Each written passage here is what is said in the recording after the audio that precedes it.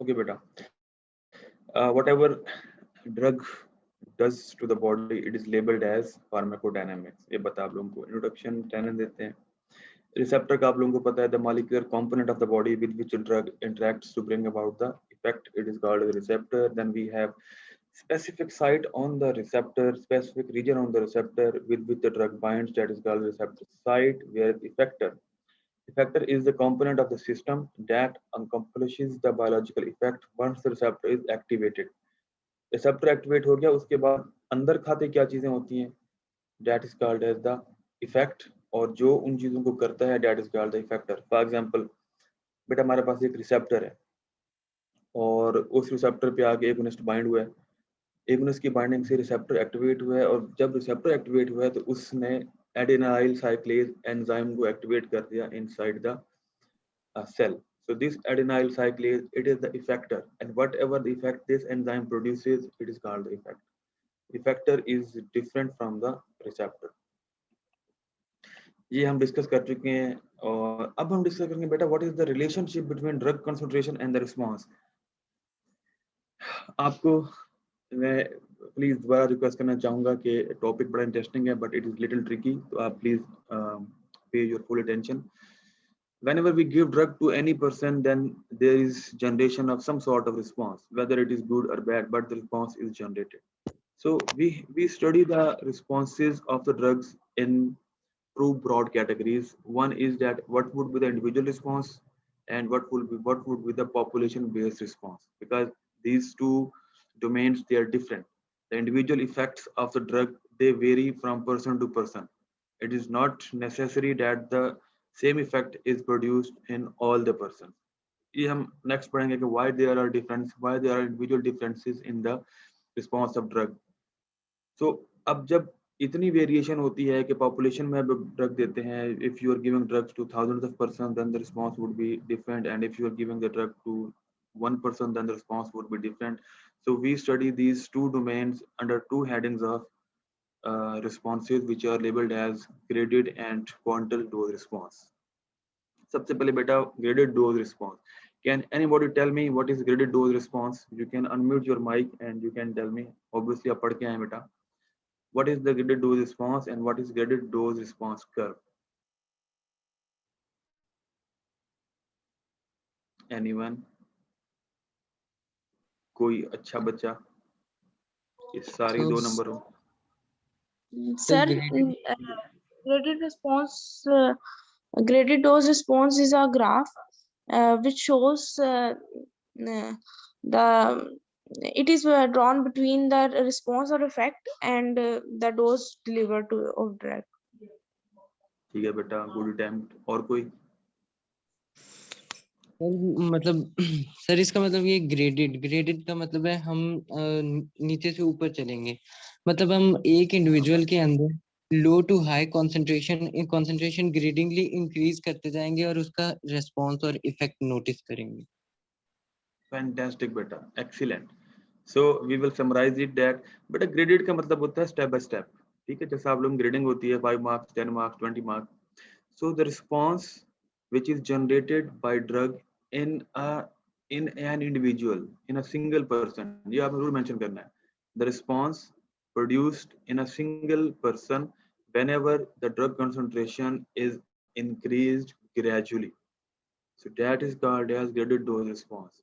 And the curve obtained, or the curve which we make against each grading of the drug, that is called as graded dose response curve. A phenomena during which increase in the response occurs to the एक second wait to the increase in the drug concentration or the dose. So we increase the dose in a stepwise fashion, in the step up fashion, and the in response, and the increase in the response also occurs in the step up fashion. इसको हम समझते हैं बेटा इस graph के साथ. देखें, please keep following my pointer. This x-axis is the drug concentration, whereas y-axis is the effect. So at 0, there is no drug concentration and there is no response. But when we keep increasing the drug concentration, then the response also increases, and we keep on increasing until a point is reached where addition of further drug does not adds up to the response. So that point or that limit where the maximum response is achieved, that is labeled as the Emax or efficacy.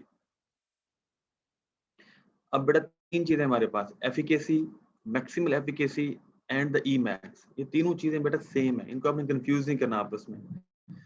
So efficacy or Emax, it is the point or it is the maximal response or the maximal effect that a drug can produce at a certain concentration. That is called as maximal efficacy. What is EC50? Effective concentration 50. The half of the response of the efficacy. इसको मैं systematically define करता हूँ, the amount of drug which is required to produce 50% of its own maximal effect. It is labeled as EC50. As you can see, that this is the maximal response, and this point where the response is 50%, this point is called the EC50. अब इसी को अगर हम receptor sense में लेके जाएं, तो we have two parameters, Bmax and Kd. Bmax is the amount of drug which is required for the 100% occupancy of receptors, whereas Kd is the amount of drug which is required for the 50% occupancy of receptors. So these two graphs, they are quite relevant and quite similar, but the only difference is the first graph, it is describing the effect of drug, whereas second graph, it is describing the receptor binding. ठीक है, I hope कि आप लोगों को इस चीज का बहुत क्लियरली पता होगा. अब so this response is called as the graded dose response. Why? Because we are increasing the dose in a graded fashion, and the response is also increasing in the graded fashion. So what parameters we can derive from the graded dose response curve? हम मतलब एक person के अंदर एक हम drug देते हैं, उसकी कंसंट्रेशन बढ़ाते जाते हैं, रिस्पांस भी उसका बढ़ता जाता है, तो उससे हमें क्या क्या मतलब पैरामीटर्स हमें कैलकुलेट करने को मिल सकते हैं. Can anyone tell me what parameters we can derive from graded dose response curve? It is very important and famous SAQ question. Potential or efficacy of a drug. शाबाश, yes we can calculate. ये देखें हमने बात की, we can calculate efficacy, ये लिखा है यहाँ पे efficacy. और बेटा क्या कैलकुलेट कर सकते हैं? So number of receptors bound by drug or occupied Not by number the of drug. receptors, we can calculate the Kd and we can calculate the Bmax. You can say this. And Kd and Bmax, they are the amount of drugs which are required to produce, which are required for 100% occupancy and 50% occupancy of receptors respectively. What other parameter? एक efficacy हो गया, एक Bmax हो गया, एक Kd हो गया, और बेटा Potency. potency. Yes, we can calculate the potency of drug. और EC50 आप सबके सामने लिखे हैं बेटा, चार पैरामीटर सामने लिखे हैं ना, EC50, Emax, Kd and Bmax. So these are the parameters which we can derive from the graded dose response curve. अब इसके अलावा और क्या है बेटा? Drug affinity. But drug affinity, it is the ability of the drug to bind with the receptor. अब किसी की एबिलिटी कम होती है बाइंड करने की, किसी की एबिलिटी ज्यादा होती है.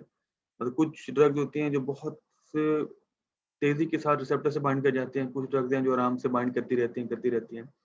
तो जो बहुत तेजी से बाइंड करती है उसकी हम अफिनिटी को हम कहते हैं कि उसकी अफिनिटी हाई है, और जो आराम से बाइंड करती है उसकी अफिनिटी हम कहते हैं कि that is a low affinity.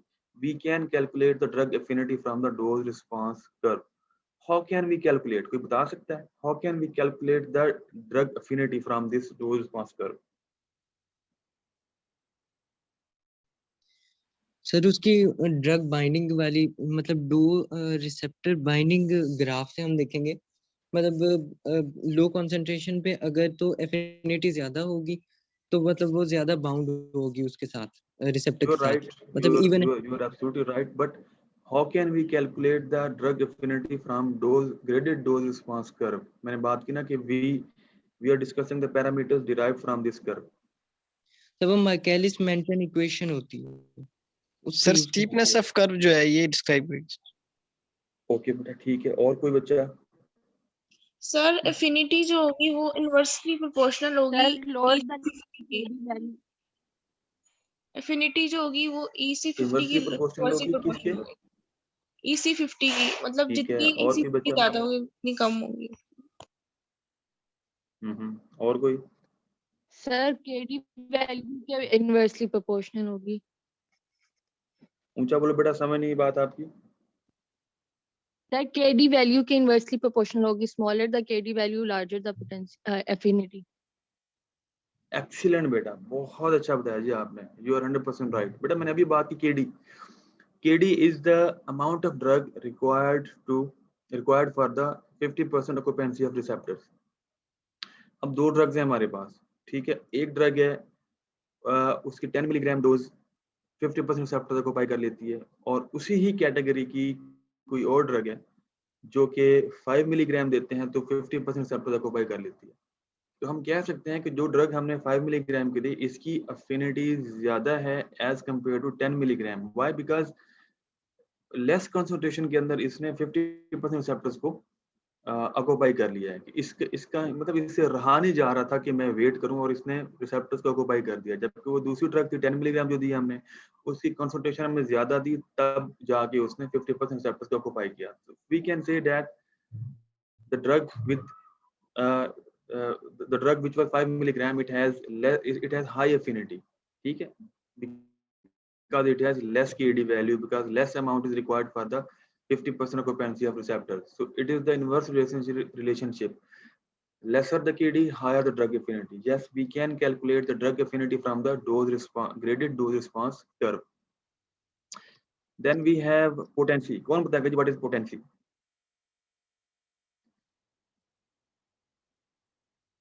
चलें पहले मैं So आपको the लिस्ट दिखा देता हूँ, concentration फिर of डिस्कस drug करेंगे। required to produce a specific response. दोबारा सर बताएं ये बेटा। कैपेसिटी होती है। So the concentration of drug required to produce a specific response. Excellent, fantastic. So whenever you are defining the potency, the examiner wants to listen or hear out this word, the minimum. If you are not using this word, तो वो बड़ा annoyed से feel करते हैं, करना नहीं चाहिए, but they do feel annoyed. Potency is defined as the minimum amount of drug. तो minimum का word बेटा आपने हमेशा use करना है, otherwise आपकी definition 100% right थी. The minimum amount of drug which is required to produce the desired therapeutic effect, it is called as the potency. So let's discuss it. But देखें बेटा हमारे पास ये दो drugs हैं. This blue line, this is drug X, whereas this black line, this is drug Y. On x-axis there is the concentration of agonist, on y-axis there is the effect. So 100% effect is produced by drug X and drug Y. So we can say that the maximal effect produced by both drugs, it is same. We can also say that the efficacy of both of these drugs, it is same. But अब हम इन दोनों में से कौन सी prefer करें? Effect तो दोनों बिल्कुल सेम दे रहे हैं. So we would prefer the drug X. Why? Because drug X is producing the same response in minimum concentration, whereas drug Y is producing the same response in relatively higher concentration. Relatively higher concentration. तो हम बिला वजह एक response को लेने के लिए हमारे पास दो ऑप्शन हैं, तो हम ज्यादा अमाउंट क्यों दें? Because more the drug will go in the body, more and more effects and adverse effects will be produced. So always prefer the drug with less amount. ठीक है. अब जो लेस अमाउंट में देंगे ड्रग और वो सेम इफेक्ट प्रोड्यूस कर रही है, उसको बोलेंगे हम हाई पोटेंट ड्रग, उसको लेस पोटेंट नहीं बोलेंगे. व्हाई? देखें, अब हमारे पास अगर दो बच्चे हों, एक बड़ा वीक सा हो और एक बड़ा हेल्दी और बल्कि सा बच्चा हो, मस्कुलर स्टूडेंट हो कोई, तो जो वीक बच्चा है अगर वो वेट लिफ्टिंग में ज्यादा वेट उठा लेता है तो हम बोलेंगे कि बेटा बड़ा ही पोटेंशियल है आप में यार, वो तो वेट लिफ्टर था, उसका तो काम है वेट लिफ्टिंग करना, बट आप तो बड़े कमजोर से बच्चे हो, बट इवन देन आपने उससे ज्यादा वेट लिफ्ट कर लिया. So we label that weak boy as highly potent boy. इस तरह बेटा जो ड्रग थोड़ी अमाउंट के अंदर ज्यादा काम करे या दूसरी ड्रग के बराबर काम करे, तो उसे हम बोलते हैं हाईली पोटेंट ड्रग. हमारे यहाँ क्या एक मिथ है, किसी को आपकी मेडिसिन प्रेस्क्राइब करते हैं, लेट्स सपोज मैं किसी को प्रेस्क्राइब करता हूँ मेडिसिन, ऑगमेंटिन की बड़ी फेमस एंटीबायोटिक है, उसको मैं लिख के देता हूँ जी ऑगमेंटिन 1000 मिलीग्राम. तो पेशेंट का सबसे पहला जो रिस्पॉन्स होता है 1000 मिलीग्राम, वो भी दिन में 2 दफा. इतनी हाईली पोटेंट ड्रग सर आप लिख के दे रहे हैं. ओ बेटा जो 1000 मिलीग्राम ड्रग है, that is not the highly potent drug, that is least potent. Why? Because we need 1000 milligram of drug twice daily to treat an infection, whereas there is one drug which is Zinasef. The dose of Zinasef is 250 milligram twice daily. काम almost दोनों same करते हैं.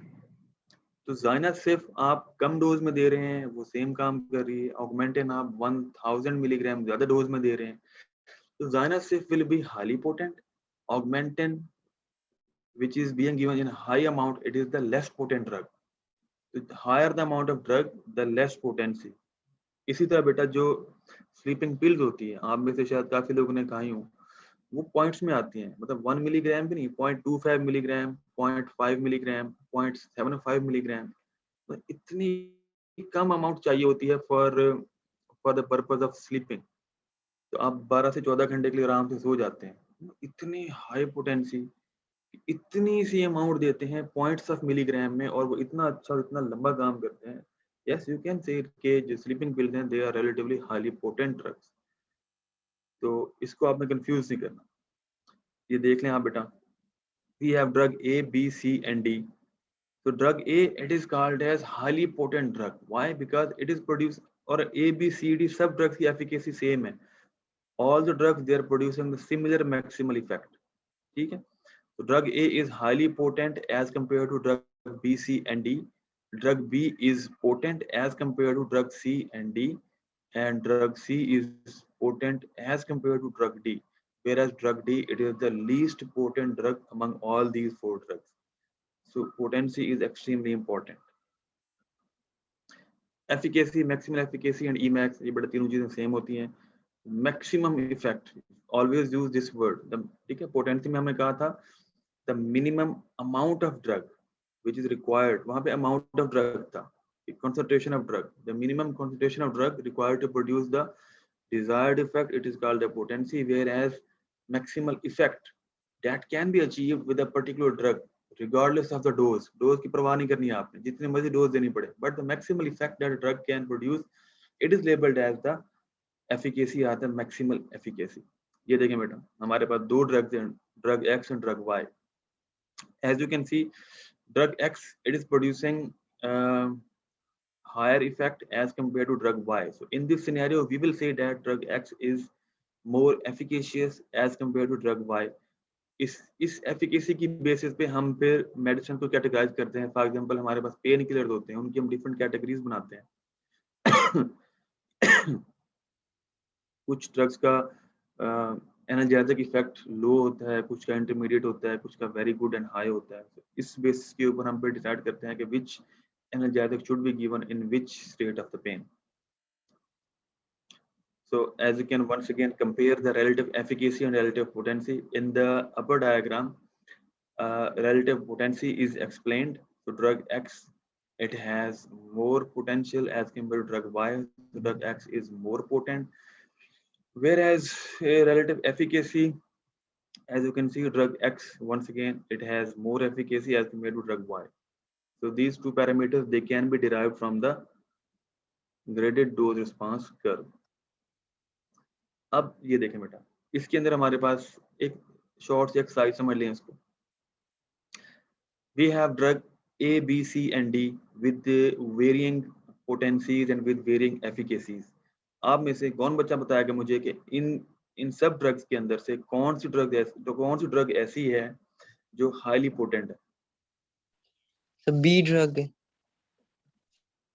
B drug is highly potent. ठीक है, और कोई बच्चा? Sir, B.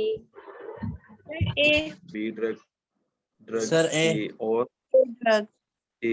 ठीक है, चलें मैं समराइज कर दूं. यहाँ पे दोनों ठीक हैं, जो A कह रहे हैं वो भी ठीक है, जो B कह रहे हैं वो भी ठीक है. मैं एक्सप्लेन करता हूँ. देखें, मैं दोबारा डिफाइन करता हूँ. Potency is defined as the minimum amount of drug required to produce the desired therapeutic effect. अब ड्रग B की मैक्सिमल एफिकेसी तो इतनी है. अगर हम ड्रग A, B, C और D का कंपैरिजन कर रहे हैं इस लेवल पे, please follow the pointer. This y axis is the response. जहां मैंने हाईलाइट किया हुआ है, इतने रिस्पांस पे अगर हम कर रहे हैं कंपैरिजन के इस लेवल ऑफ रिस्पांस के लिए कौन सी ड्रग हाईली पोटेंट है, तो बेटा ड्रग B है. लेकिन अगर हम कंपेयर कर रहे हैं ये वाला लेवल, इस लेवल पे तो ड्रग B रीच नहीं करती. यहाँ पे तो ड्रग बी जो है वो एलिजिबल ही नहीं है कंपटीशन में एंटर होने के लिए, because it does not produce this effect. It depends कि डिजायर्ड थेराप्यूटिक इफेक्ट क्या है। अगर desired therapeutic effect group drug B के रिस्पॉन्स के अंदर है तो फिर तो ड्रग बी पोटेंट है, ठीक है। आप इस लेवल पे कह सकते हैं कि drug B is potent, but at this level drug A is potent among all these drugs. अब मुझे आप बताएं कि जी which of the which of all these drugs is highly efficacious? किसकी एफिकेसी सबसे ज्यादा बेटा? सर ए सी डी तीनों की सेम तो नहीं बेटा, एफिकेसी सेम है, ठीक कह रहे हैं आप, ऑलमोस्ट सेम है। ये देखना, ये रिस्पॉन्स है ना, हाईलाइट पॉइंटर को फॉलो करें तो ठीक है, ऑलमोस्ट सेम है, ठीक है। एफिकेसी ऑलमोस्ट ए सी और डी की सेम है कह सकते हैं, ठीक है। और ओके हो गया बेटा, गुड, आप अच्छे से समझ गए। What is EC50? हम डिस्कस कर चुके हैं। EC50 is defined as the concentration or dose that produces 50% of the maximal effect or toxicity। या ये तो हर बच्चा बताता है ना कि मैक्सिमल इफेक्ट। अब अगर एक ड्रग है वो इफेक्ट प्रोड्यूस ही नहीं करती, वो प्रोड्यूस ही खाली टॉक्सिसिटी करती है, या आप उस ड्रग को इतनी हाई कंसंट्रेशन में देते हैं कि इफेक्ट के बाद वो फिर टॉक्सिक इफेक्ट प्रोड्यूस करना शुरू कर दिया, तो टॉक्सिक इफेक्ट का भी एक मैक्सिमल इफेक्ट आएगा ना, उसका 50% भी EC50 कहलाता है।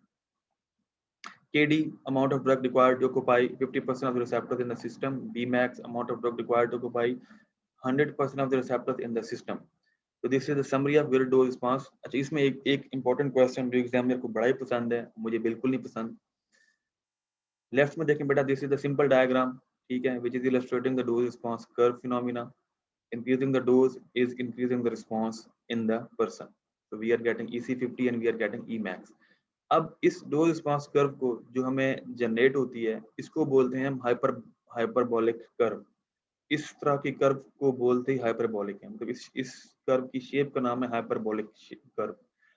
अब अगर हम ये जो वैल्यूज हैं हमारे पास डोज ऑफ ड्रग की और रिस्पांस की जो वैल्यूज आती हैं, इन वैल्यूज को हम लॉग में कन्वर्ट कर लें तो हमारे पास जो कर्व की शेप बनती है बेटा वो कुछ इस तरह से बनती है। The second diagram, the B diagram. तो this shape of curve is called the sigmoidal shape. This is called the sigmoidal shape curve. So we usually discuss the sigmoidal shape curve whenever we are discussing the responses produced by the drug. अब question examiner यहाँ पे ये करते हैं कि जी why sigmoidal shape curve is preferred over hyperbolic curve? इसका एक answer है because the mathematical calculation it becomes easy in case of sigmoidal shape curve। और एक आध और भी है इसका आंसर, वो मुझे इसमें याद नहीं आ रहा, I will update later। तो हो गया बेटा। Next is what antibiotic is better, high potency or high efficacy? अभी मैंने आपसे एमसीक्यू पूछा था, आप में से काफियों ने क्लिक किया कि जी हाई एफिकेसी ड्रग देंगे, काफियों ने क्लिक किया कि जी हाई पोटेंसी ड्रग देंगे। सेम वही डायग्राम बेटा, ठीक है। Highly potent drug is always good because it is producing the same effect in low concentration, that's why it is highly potent। but बेटा फिजिशियन के लिए जो चीज इंपॉर्टेंट होती है वो ये होती है कि जी एफिकेसी क्या है उसकी, सिर्फ पोटेंसी नहीं देखनी होती, एफिकेसी भी देखनी होती है। Because the primary aim and objective of any prescription is to treat the person suffering from any problem. अब आप एक ड्रग लेट्स सपोज जहाँ देखें, ये हमारे पास ABCD हमारे पास 4 ड्रग्स हैं, चारों के चारों पेन किलर हैं। पेशेंट प्रेजेंट्स विद हेडेक, तो आप समझते हैं कि जी ग्रुप जो ड्रग बी है it is highly potent because it is producing the good analgesic effect in low dose। तो आप ये सोच के प्रेस्क्राइब कर देते हैं, but that is not the good strategy। Why? Because yes, the group drug B it is highly potent but it has less efficacy। Patient आपका दोबारा वापस आ जाएगा, सर आपने जो दवाई दी थी उससे कुछ सर दर्द को फर्क तो पड़ा था बट आराम नहीं आया, I am not feeling well, I have to come back for represcription. तो पोटेंसी के साथ साथ बेटा आपने सबसे पहले जो चीज देखनी होती है that is efficacy.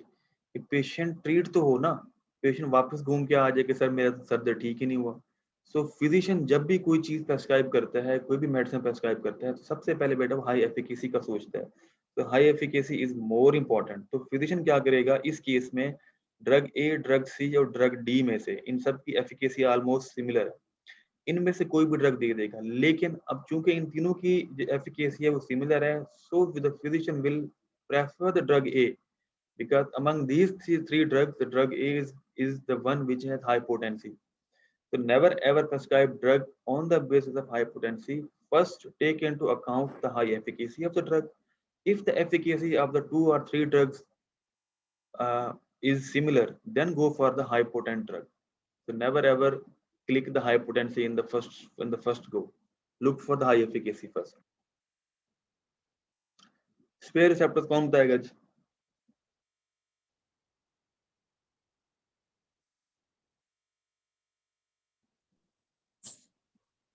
Sir maximum binding के बाद जो रिसेप्टर बच जाते हैं तो वो ठीक स्पेयर है, और रिसेप्टर। कोई बच्चा? जल्दी जल्दी बताओ बेटा, मेरे पास टाइम बहुत कम है। सर जब Emax 100% बाइंडिंग से पहले आ जाए तो फिर जो बाकी रिसेप्टर्स बच जाते हैं उनको स्पेयर रिसेप्टर्स बोलते हैं। शाबाश, वेरी गुड जी, 100% राइट। इन्होंने बताया कि जी इनके कहने का मतलब जो था मैं इसको थोड़ा सा एलैबोरेट कर देता हूँ। बेटा स्पेयर जो है, this is the English literature word, spare mean extra. ठीक है, हमारी गाड़ी के 4 टायर होते हैं, लेकिन एक एक्स्ट्रा टायर हमारे ट्रंक में पड़ा होता है, उसे हम बोलते हैं जी स्पेयर टायर। ठीक है, स्पेयर होता है वो एक्स्ट्रा होता है। आप एक कमरे में तीन स्टूडेंट्स बैठे हैं और आप कोक पीना चाहते हैं और आपके पास 3 ग्लास हैं और एक आपके पास कोक की बोतल है, तो आप 3 ग्लास में हर बच्चा कोक पी लेगा, लेकिन अगर कोई चौथा ग्लास पड़ा हुआ है तो that glass would be extra, that glass is not needed, आप उसको टच भी नहीं करेंगे। आप 3 बंदे हैं और आपको 3 ग्लास चाहिए, जो मर्जी हो जाए चौथे ग्लास को टच नहीं करेंगे, that is the spare glass. ठीक है, इसी तरह बेटा स्पेयर रिसेप्टर्स होते हैं। जब हम एक ड्रग देते हैं, ध्यान से सुनना, जब हम एक ड्रग देते हैं और वो ड्रग अपना मैक्सिमल रिस्पांस प्रोड्यूस कर देती है, ई मैक्स उसकी आ जाती है, अब हमें पता है कि जी उसका मैक्सिमल रिस्पांस आ गया है, this is the end point, इसके आगे जितनी मर्जी डोज दें रिस्पांस नहीं बढ़ने वाला। उस पॉइंट पे अगर बेटा कोई रिसेप्टर्स फ्री फॉर्म में हो, उनके साथ कोई ड्रग बाउंड ना हो, those receptor will be labelled as extra receptors, spare receptors. कि ये रिसेप्टर ना भी हो तो भी काम तो चल जाना था हमारा। तो spare receptors, they are defined as the receptors which remain free when the maximal response has been produced by the drug. Simple is that बेटा, बिल्कुल कोई कंफ्यूज होने वाली बात नहीं इसके अंदर। अब हम spare receptors को कैलकुलेट कैसे करते हैं? बेटा ये डायग्राम मैंने बड़े प्यार से ढूंढी है आपके लिए, मैं तो आप सबसे प्यार करता हूँ, वो एक अलग बात है कि आप मुझसे प्यार नहीं करते। हफ्ता होगी किसी ने पूछा नहीं कि सर क्या हाल है, कैसे हैं, सारे खुश खुश फिर रहे हैं कि जी चलो ठीक है, जान छुट्टी है, ना पढ़ाई ना सर आपकी लेक्चर ना आवाज कुछ। से लग रहा है हम पूछने लगे थे। सर क्या हाल है आपका? हम रहन दे कैप्टन यार, एक टाइम है कि पूछन दा यार, तू लेक्चर दरमियाने पूछ रहे हो यार, बंदा वैसे पूछ लेता है यार। चलो कोई नहीं सर, थैंक अब यू फॉर सबके आस्किंग। सामने आप बता देना सबको, फिर सब मेरे मैं से बेटा पूछेंगे बिल्कुल सर का ठीक, हाल कैसा है। बेटा मैं बिल्कुल ठीक हूँ, I am perfectly all right and fine. और बस मैं आपके लेक्चर प्रिपेयर करता रहा, this sir is the lecture. आज आपने चाय नहीं पी सर? बेटा अभी उठ के आया हूँ थोड़ी देर पहले ही, ठीक है, तुम लोगों के लिए उठ के आया हूँ, इसलिए आप लोगों को फील भी करोगे कि मैं थोड़ा फ्रेश नहीं हूँ। बट बेटा देखो पढ़ाई तो करनी है ना सर, रेस्ट आपको, कर अगर लिया हम करो। नहीं पढ़ाएंगे तो आपके अंदर वो इसेंशियल स्किल्स डेवलप नहीं होंगी। एक स्टूडेंट ने मुझे मैसेज किया कि sir what is the need of assignments, it is a burden on us, आप क्यों हर हफ्ते असाइनमेंट दे देते हैं हमें। तो बेटा मैं आप सबको बताना चाहूंगा कि please if you have the capacity to evaluate my face, आप मेरी शक्ल से देखो मैं कितना थका हुआ हूँ, कितना आवाजार बैठा हूँ, और कितना आप फील करें कि मैं कितना बस वेट कर रहा हूँ, बार बार टाइम देख रहा हूँ कि टाइम खत्म हो और मैं निकल जाऊँ यहाँ से। बेटा what I am doing is for you people. मैं चाहता हूँ कि आप लोग लाइफ में एक्सेल करें, और लाइफ में एक्सेल करने के लिए बेटा पेन लेना पड़ता है, without pain no gain. It is my duty कि मैं आपको एक स्ट्रीमलाइन फैशन में ट्रेन करूँ। अब अगर आपने वाकई में ऑनेस्टी के साथ आपने असाइनमेंट प्रिपेयर किए तो अब तक आप लोगों को कुछ चीजें समझ आ गई होंगी, how to upload assignment, how to take pictures and convert them in one single PDF file using CamScanner application। क्योंकि देखो बेटा आप सब इस वक्त सारे जानते हैं कि जी फेसबुक कैसे यूज करनी है, व्हाट्सएप कैसे यूज करनी है, या और भी जो लेटेस्ट पंगे चल रहे हैं कैसे उनको यूज करना है। Then why not the academics. तो टेक्नोलॉजी जो यूज हो रही है एकेडमिक्स के अंदर वो भी आपको सीखनी है, उसको सिखाने के लिए आपको हम असाइनमेंट देते हैं। इसी तरह मैंने आपको एक असाइनमेंट दी है जी MCQs कंस्ट्रक्शन की। कल को इंशाल्लाह आप सब ने बहुत अच्छे डॉक्टर्स बनना है, किसी ने कंसल्टेंट बनना है, किसी ने प्रोफेसर बनना है, किसी ने पता नहीं क्या बनना है, किसी ने बाहर जाना है। तो ये सारी चीजें अगर आपको इस वक्त नहीं करवाएंगे, आपको ट्रेन नहीं करेंगे, तो बेटा it would become highly difficult for all of you to excel in life. आगे चल के बेटा कोई टाइम नहीं होता। आप फर्स्ट ईयर में आए होंगे, फर्स्ट ईयर एग्जाम आपने पास किया, आपने सारी बुक संभाल के रख ली होंगी, अपनी मेजॉरिटी रख लेते हैं कि जिनको बाद में पढ़ेंगे एनाटॉमी, फिजियोलॉजी, बायोकेमिस्ट्री। बेटा कोई नहीं पढ़ता, ना ही टाइम होता है। जो आज टाइम है वही टाइम है, उसमें जो सीख लिया, जो समझ लिया, वही चलना है आगे। You will never ever get a chance to revise any of your subject in your future life. ये पहले बता दो, जो फार्माकोलॉजी थर्ड ईयर में पढ़ लोगे, that would be the end of that. उसके बाद आप इस तरह से नहीं पढ़ सकोगे। इसलिए बेटा आपको एक साइकिल से गुजारते हैं, और इस साइकिल से गुजारने के लिए बेटा मुझे खुद पेन से गुजरना पड़ता है, स्लाइड्स बनानी पड़ती हैं, खुद 3-4 बुक से चीज़ों को पहले समझना पड़ता है, पढ़ना पड़ता है, उसके बाद जाके मैं आपको पढ़ाने जोगा होता हूँ। So I hope and assume that you all will cooperate and you all will try your best to give your maximum. चलें, टाइम कम है, हम डिफाइन कर रहे हैं बेटा स्क्वायर रिसेप्टर्स को। हमने बात की the receptors which remain free when the drug has produced the maximal effect. बेटा फर्स्ट डायग्राम को देखो and keep following my pointer. ये बहुत ही ट्रिकी डायग्राम है, ये देखें। On y axis we have effect and on x axis we have receptor saturation। हमारे में बेटा दो ड्रग्स हैं, एक है ये रेड लाइन वाली और एक है हमारे पास ये ब्लैक लाइन वाली। आप देख सकते हैं बेटा कि जो ब्लैक लाइन वाली ड्रग है, it is producing the 100% effect, ठीक है, ये देखें। और जो हमारे पास ये रेड वाली ड्रग है, रेड लाइन वाली ड्रग है, it is also producing the 100% effect. So the efficacy of both the drugs is same at this point, that both drugs they are giving the 100% effect. But अब नीचे देखते हैं जी, X axis पे there is receptor saturation. As you can see that this black drug, black line labeled drug, it is producing the 100% effect on 100% occupancy of receptors. I'm sure you can appreciate that. So 100% effect is produced by this drug on 100% occupancy of receptors, whereas this black line drug, it is producing the 100% effect on the, let's suppose, 40% occupancy of receptors. So the 60% receptors, these receptors, they remain free. They are not bound with the drug. So these receptors, they are labeled as what? They are labeled as spare receptors. So as you can also appreciate one more thing in this, that the graph line of this red drug, it is more steeper. Steeper mean rising sharply, more perpendicular. So the red line drug, it is more steeper as compared to this black line. So more steeper the curve of the drug, the more chances of spare receptors in the body. एक तो बड़ा ये बात होगी। Next आते हैं जी, how to calculate spare receptors. इसके लिए कोई डायग्राम मुझे मिलनी चाहिए, ये वाली बेटा देखो। चलिए आगे से समझा देता हूँ, ये देखिए। Spare receptors, they are said to exist if the KD is greater than EC50। अब बेटा KD क्या होती है? Amount of drug, and EC50 क्या होती है? जी भी बेटा होती है अमाउंट ऑफ ड्रग। तो ये दोनों में सिमिलर चीज है। KD is the amount of drug required to produce required to occupy 50% of receptors, whereas EC50 is the amount of drug which is required to produce 50% of its own maximal effect। अब आप यहाँ पे देख सकते हैं कि जी अगर 50% में, मैंने एग्जांपल दिए कि एक ड्रग है उसकी KD है 50 और उसका EC50 है जी 40। अब हम यहाँ देख सकते हैं कि जी 50% रिस्पॉन्स प्रोड्यूस करने के लिए हमें 40% ड्रग चाहिए, वेयर एज 50% रिसेप्टर्स ऑक्युपाई करने के लिए हमें थोड़ी सी और ड्रग चाहिए, ठीक है। So if KD is greater than we say कि हमारे पास कोई स्पेयर रिसेप्टर्स पड़े हुए हैं। Why? Because more amount of drug is required for 50% occupancy of receptors as compared to amount of drug required to produce 50% of its own effect। इसी तरह बेटा अगर हम KD को रिप्लेस कर लें Bmax से और EC50 को रिप्लेस कर लें Emax से, तो भी हमें सिमिलर रिजल्ट्स मिलते हैं, that we say that spare receptors they are present। Next question is that why spare receptors, why do they occur? उसके बेटा दो रीजंस हैं। एक तो सिंपली ये होता है कि receptor they are spare in number, कि रिसेप्टर्स का नंबर बहुत ज्यादा है, दे आर इन मिलियंस में रिसेप्टर्स हैं। कि मैक्सिमल रिस्पांस आ जाता है, उसके बावजूद भी वो फ्री रह जाते हैं. So that's why we say that receptor they are spare in number.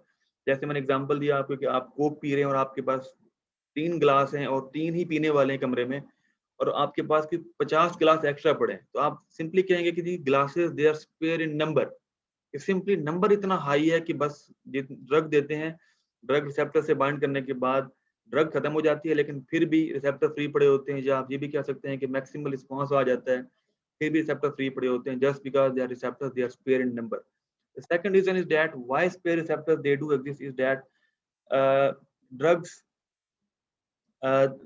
they show the temporal effects. Temporal बेटा टाइम को कहते हैं, ठीक है ना. ये टेम्पोरल, ये देखिए मेरी बोन देखें, this bone is temporal bone. तो मेरे यहाँ से बाल गिर रहे हैं, इसे कहते हैं टेम्पोरल बार्डनेस. के वक्त के साथ साथ जो बाल गिरते हैं मेल्स के अंदर, that is labelled as temporal bardness. Temporal time से है, इसलिए इसको टेम्पोरल बोन बोलते हैं. तो वक्त के साथ साथ जहाँ से आपके बाल फारिग हो जाते हैं. सो इसी तरह बेटा जो ड्रग्स होती है हमारे पास, वो टेम्पोरल इफेक्ट शो करती है कि ड्रग जाती है बॉडी में, रिसेप्टर से बाइंड करती है और इफेक्ट प्रोड्यूस करती है, और रिसेप्टर से फिर डिटैच हो जाती है, लेकिन उसके डिटैच होने के बाद भी इफेक्ट आता रहता है. तो this existence of effect when the drug is not binding with the receptor, it is called as the temporal effect of the drug. तो इसलिए भी स्पेयर रिसेप्टर्स का कॉन्सेप्ट या स्पेयर रिसेप्टर्स की एग्जिस्टेंस हो जाती है कि जी drugs they keep on producing the effect. This is called the temporal spareness of receptors. कि रिसेप्टर फ्री हो गया, उस वक्त हम कहते हैं कि रिसेप्टर के साथ ड्रग नहीं लगी, ड्रग पहले लगी थी, उसने इफेक्ट प्रोड्यूस किया, इफेक्ट प्रोड्यूस करने के बाद ड्रग वहां से चली गई, लेकिन इफेक्ट आ रहा है और रिसेप्टर फ्री पड़ा है. अब जो रिसेप्टर फ्री पड़ा है उसे हम कहते हैं स्पेयर रिसेप्टर, पहले नहीं कहेंगे.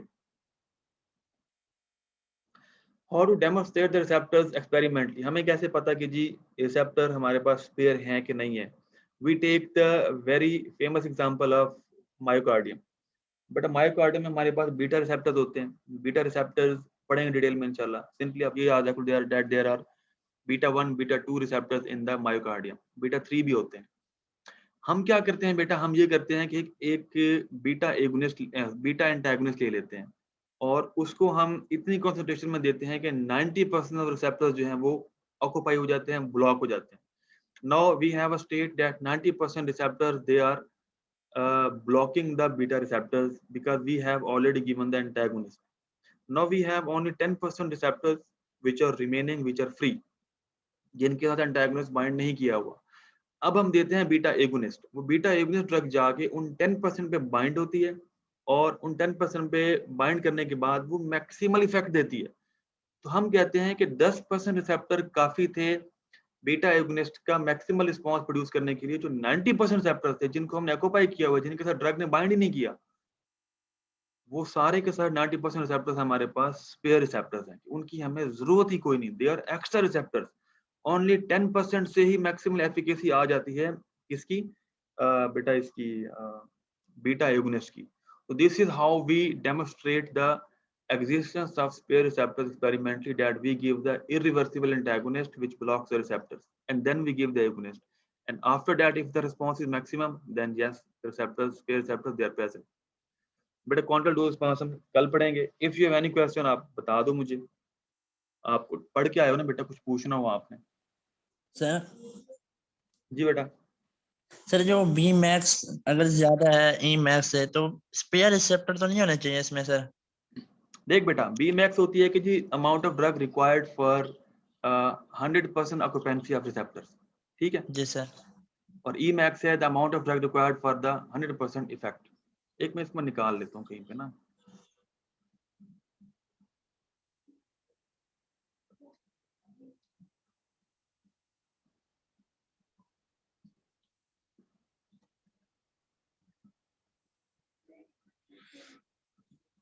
इसको देख लो बेटा.